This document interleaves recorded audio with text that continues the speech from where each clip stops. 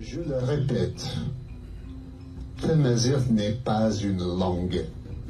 J'ai assisté personnellement à une discussion entre un Norvégien et un Danois.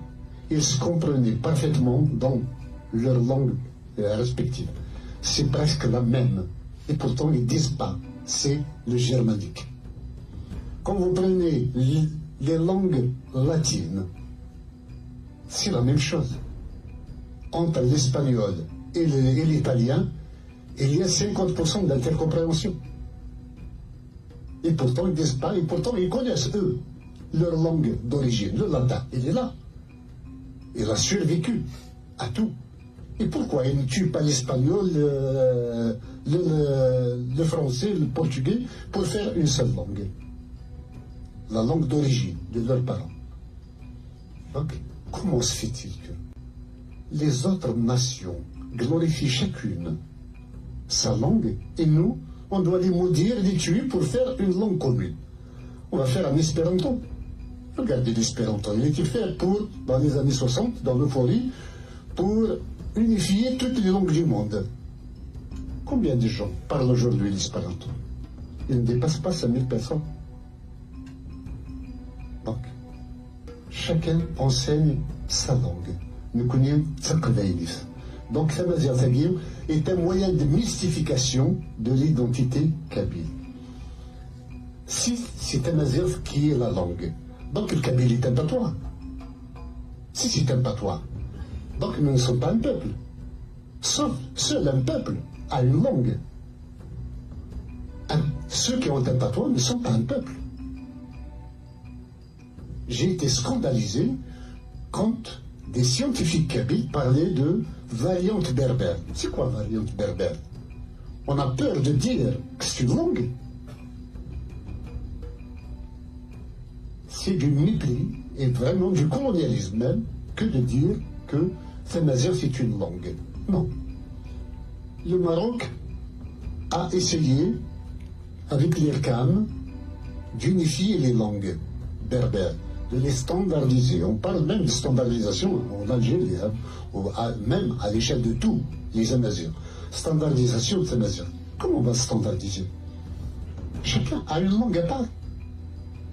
À travers la constitutionnalisation, on a dit on va mettre sur pied une académie qui va standardiser. Quand tout est prêt, on va la rendre officielle. On se moque de qui? On va tuer toutes ces langues pour en faire une qui sera la langue de qui? Non. C'est vraiment noyer le poisson. Et puis, il y a ce complexe. Quand on dit qu'on est Amazigh, ça veut dire que nous avons une nation supra-territoriale qui est de l'oasis de Siwa jusqu'aux îles Canaries et de la Méditerranée jusqu'aux confins du Burkina Faso.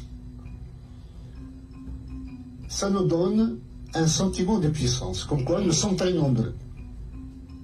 Mais nous sommes nombreux quoi?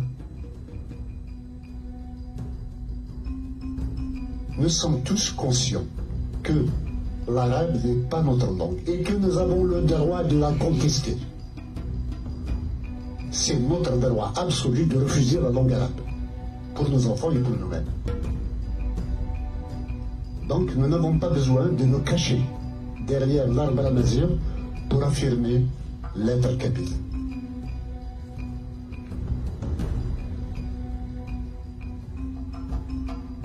Tamazight est un moyen de mystification de nos jours. Elle a servi de bouclier contre l'arabisation à une époque donnée. Cette époque est révolue maintenant. Tamazight, je le répète, Tamazight n'est pas une langue.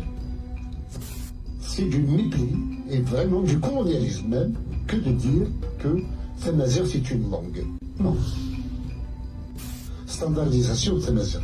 Comment on va standardiser? Chacun a une langue à part. On va la rendre officielle. On se moque de qui?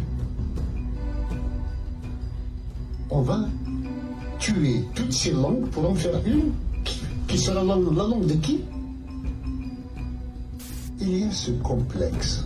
Quand on dit qu'on est amazigh, ça veut dire que nous avons une nation supra-territoriale qui est de l'oasis de Siwa jusqu'aux îles Canaries, et de la Méditerranée jusqu'aux confins du Burkina Faso.